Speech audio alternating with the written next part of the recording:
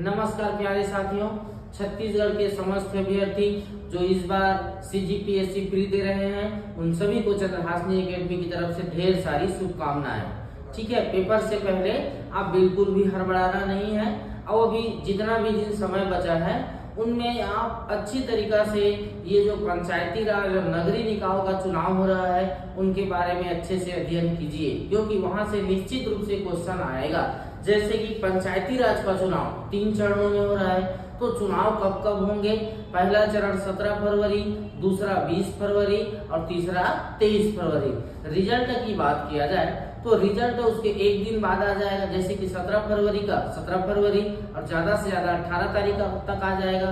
ये जो 20 फरवरी वाला 21 फरवरी और ये जो 23 फरवरी वाला 24 फरवरी, इस प्रकार से 25 फरवरी तक पंचायत के सारे रिजल्ट आ जाएंगे। ठीक उसी प्रकार नगरीय निकाय में चुनाव हो रहा है। नगरीय निकाय में पूरे एक चरण में छत्तीसगढ़ में चुनाव हो रहा है और वो हो रहा है 11 फरवरी को।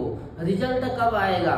तो मतगणना होगा 15 फरवरी को। ये जो छत्तीसगढ़ के 14 नगर निगम हैं उसमें से 10 नगर निगम में चुनाव होने वाले हैं। तो 10 को जानने के बजाय हम 4 ऐसे नगर निगम जहां चुनाव नहीं हो रहे हैं उसको जान लेते हैं। तो वो क्या क्या है?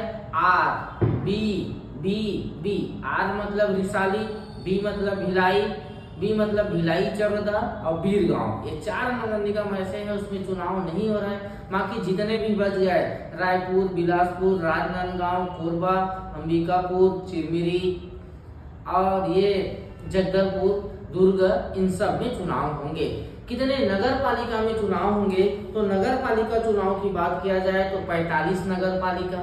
और नगर पंचायत कितने हैं? तो नगर पंचायत है 114 नगर पंचायत में चुनाव हो रहे हैं। ठीक है, कितने ग्राम पंचायत में चुनाव हो रहे हैं? तो ये है 11,672 नगर पालिका में नगर ग्राम पंचायत में चुनाव है। इस प्रकार से पंच के लिए कौन कौन से चुनाव चिन्ह है? सरपंच के लिए चुनाव चिन्ह, बीडीसी के लिए चुनाव चिन्ह, जनपद सदस्य के लिए और जिला पंचायत सदस्य के लिए चुनाव चिन्ह क्या है?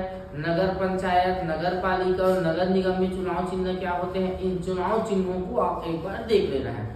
ये जो चुनाव में इस बार 2024 में कुछ संशोधन हुए हैं उन संशोधनों को देख लेना। जैसे कि खास कर बात किया जाए तो ये जो अध्यक्ष होते हैं, महापौर होते हैं, उनका चुनाव पहले अप्रत्यक्ष होता था और इस बार क्या हो गया है? प्रत्यक्ष हो गया है। तो आप पेपर से पहले बचे हुए दिनों में बहुत से लोग नर्वस हो जाते हैं और तैयारी छोड़ देते हैं, तो आप बचे हुए समय में केवल और केवल रिवीजन कीजिए, सब चीज अच्छा होगा। खुद पर विश्वास रखें, आपने इतने सालों तक मेहनत किया है।